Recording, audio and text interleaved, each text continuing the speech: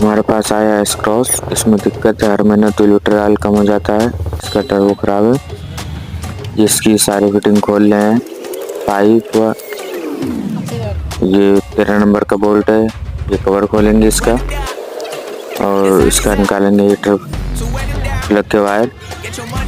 अब हम खोल रहे हैं इसका 12 नंबर बोल्ट। टर्बो बाहर निकल चुका हमारा।